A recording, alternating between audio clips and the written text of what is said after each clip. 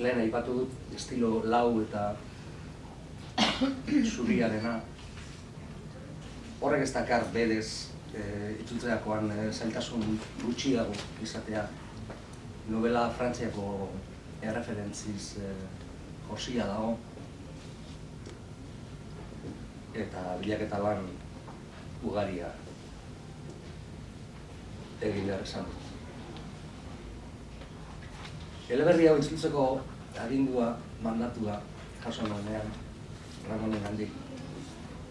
Beiratu nuen pixka bat, prentsan eta sarean. Eta pentsatu nuen hasieran behar bada panfleto bat euskeratu behar nuela. Ze panfletortzat ere hori izan duten, elegatua. Pentsatu nuen izango zela irakurri baino lehen, frantziarrak musulmanen presentzia gero eta handiagoaren arrisku ez prebenitzeko testu propagandistiko bat. Nire uste apalean ez dago alakorik.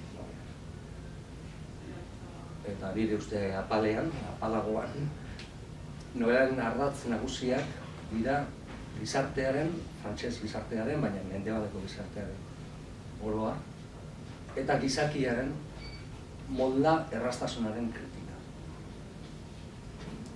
Ezin dute amaiera aipatu, baina nobelaren amaierak oso garbi adierazten du molda erraztasun horri egindako kritika.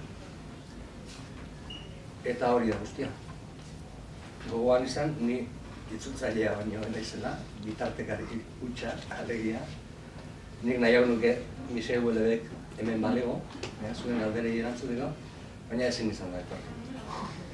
Beraz, izan kupida eta ez tiro egin itzultzaileari.